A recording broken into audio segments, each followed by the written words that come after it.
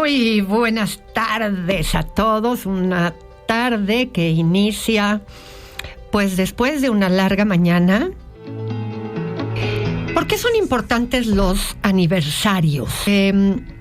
Cosas positivas, los de experiencias positivas, el aniversario de bodas, el cumpleaños, el aniversario de alguna actividad, el aniversario en el que entraste a trabajar, por ejemplo, como los aniversarios de cosas negativas, el aniversario luctuoso, por ejemplo. Los seres humanos, las experiencias humanas, los cerebros humanos, están diseñados para hacer cierres, para abrir y cerrar, para establecernos como experiencias que requieren evaluar y requieren reiniciar. ¿Por qué celebramos el Año Nuevo, por ejemplo? ¿Por qué finalizamos y volvemos a iniciar? Cambiamos de números, por ejemplo, ¿no? Cuando celebramos el Año Nuevo. Y esto es algo que se hace continuamente y lo vamos celebrando los seres humanos y vamos haciendo conteos incluso. Y esto se debe a que necesitamos contabilizar, porque esto nos lleva a tener que hacer reconocimientos.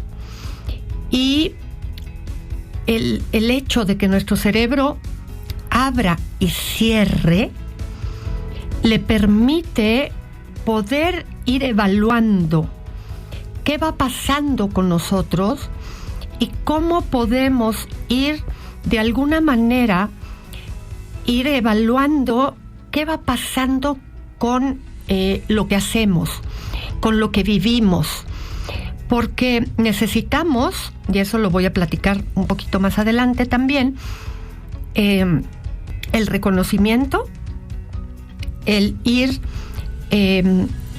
valorando cómo crecemos, y no nada más en el contabilizar nuestros años de vida, sino cómo vamos evaluando nuestros logros o nuestro decrecer para poder ir sintiendo satisfacción o poder saber qué nos proponemos, porque somos seres humanos que necesitamos reconocimiento. Y en función de esto podemos ir dándonos cuenta de qué sucede y de cómo podemos hacer conciencia de en dónde estamos y hacia dónde nos dirigimos. Así es que sí, aunque podemos pensar es un día más, se vuelve muy importante este conteo. Personas que viven, por ejemplo, secuestradas, personas que viven hospitalizadas y que no van teniendo esta claridad de cuándo es de día o cuándo es de noche, pueden incluso generar situaciones psicológicas importantes, porque necesitamos ir sabiendo y ir teniendo conciencia de cuándo es de noche y cuándo es de día, para poder saber cuánto tiempo ha pasado. Y es una necesidad cerebral, psicológica, neurológica, que los seres humanos requerimos. Fíjense que muchas veces hablamos aquí de la autoestima y les digo que nosotros como adultos, para favorecer a los niños, nosotros solamente podemos hacer eso, favorecer los espacios para que se genere la autoestima, porque la autoestima en realidad es aquello que los niños van a ir obteniendo gracias a que se van sintiendo capaces de resolver las cosas por sí mismos. Entonces, nosotros no les damos la autoestima, sino que creamos ambientes que favorecen la autoestima. Y una vez generando esos ambientes, lo que sí damos nosotros es el reconocimiento a eso que ellos van logrando. Y entonces, claro que al sentir ellos ese reconocimiento, se van sintiendo motivados. Y de ahí se va generando una línea.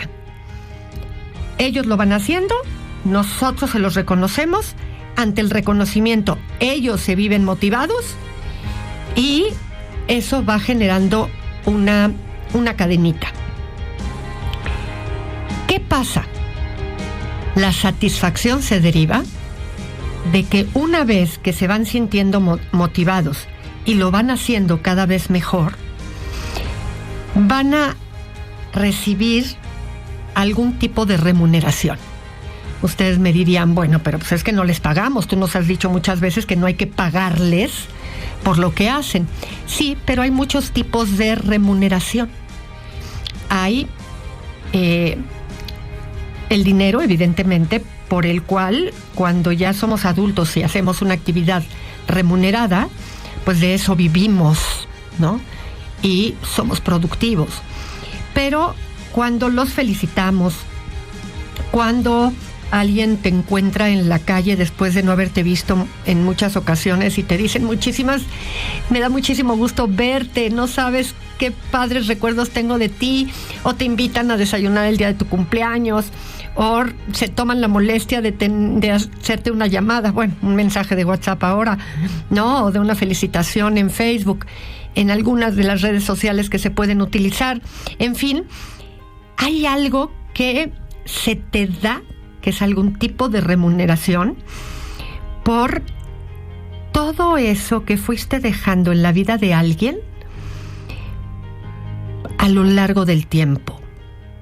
Y eso es lo que claramente va a ir pasando por todo lo que fuiste labrando, que no se da a lo mejor a la primera, porque eso es lo que es el reconocimiento, pero cuando es el fruto de algo que fue pasando consistentemente, ahí sí, claramente, esa es la remuneración que nos da la vida y que va generando satisfacción.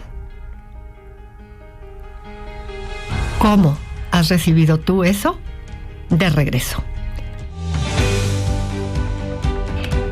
Fíjense que a veces en medio del enojo, del estrés, podemos decir cosas de las que ni nos damos cuenta.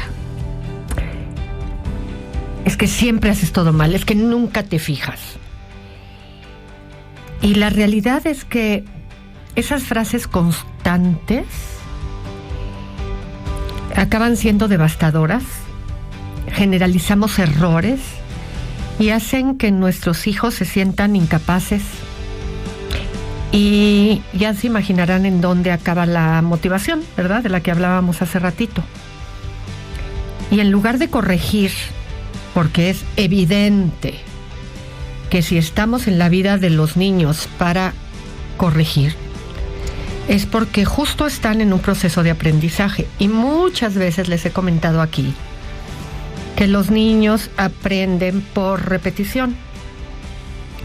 Y estas palabras les instalan a ellos la idea de que el fracaso es permanente, de que no es algo en lo que se equivocaron en este momento, sino que se equivocaron y el error llegó para quedarse.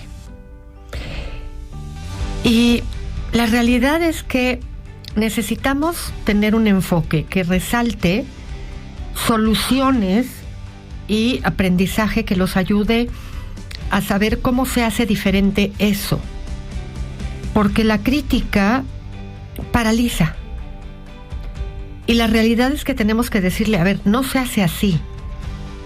Se hace así. Porque la retroalimentación que construye se enfoca en cómo mejoramos en lugar de señalar el defecto de lo que está haciendo. Para que el niño vaya desarrollando la famosa resiliencia y la confianza en sus capacidades. Y lo hemos dicho muchísimas veces, los niños aprenden por repetición. Fíjense que se le quita mucha importancia, mucha. Incluso se ve como negativo que los niños se aburran. Y no saben todos los beneficios que trae el aburrimiento. Vivimos ahora en una era donde el silencio ha sido reemplazado por notificaciones. Todo el tiempo estamos oyendo el ping, ping, pum, ping de los teléfonos celulares. Los chavos particularmente traen los audífonos puestos todo el tiempo, metidos en su música, en sus videos. Y en ese contexto, el aburrimiento, esa experiencia incómoda, pero muy humana, ha desaparecido casi por completo, especialmente en los más jóvenes. Y lo que antes era un espacio fértil para la imaginación, hoy está ocupado por pantallas, estímulos constantes, entretenimiento inmediato. Pero lejos de ser un problema menor, la ausencia de aburrimiento está moldeando una generación de adultos con serias dificultades para pensar de manera creativa, para tolerar la soledad y para generar ideas originales. El aburrimiento es un terreno fértil para el pensamiento, pero además el aburrimiento es un espacio de tiempo que ayuda a tolerar malestar y a poder aprender a disfrutar con cosas pequeñitas. Porque una vez que la persona está aburrida, empieza a encontrar la maravilla de las cosas simples. No necesita grandes sofisticaciones para divertirse. Durante muchísimos siglos, el aburrimiento fue visto como un estado natural del ser humano. Una pausa que incluso se volvía necesario porque el cerebro exploraba sus propios pensamientos, construía conexiones nuevas a nivel mental y de hecho permitía la reflexión de manera automática. En la infancia y en la adolescencia, esos momentos como de vacío aparente de actividad eran los que acababan por abrir paso a que se inventaran cosas. Se inventaba un juego, se imaginaban una historia o simplemente terminaban por observar lo que estaba pasando. Y hay que aprender a entender y a observar cómo funciona el mundo e incluso cómo sabemos pensar las personas y caer en cuenta de cosas que están pasando incluso en nuestra propia vida y que si no nos detenemos, solamente detenernos, nos hace caer en la cuenta. Fíjense que durante los primeros años de vida, los niños se comportan de manera un poco obstinada y egocéntrica. Y eso es completamente natural. Sin embargo, vamos a ver un poquito cómo tratar a los niños, porque hay algunos que lo tienen sin duda alguna más acentuado. Hay que distinguir al niño egocéntrico, es decir, centrado en sí mismo, del niño egoísta. Hay una diferencia muy clara. El niño egocéntrico está centrado en él. Todavía le cuesta trabajo detectar las necesidades del otro. En cambio, el egoísta sí detecta la necesidad del otro, pero no quiere compartirle. Así de simple.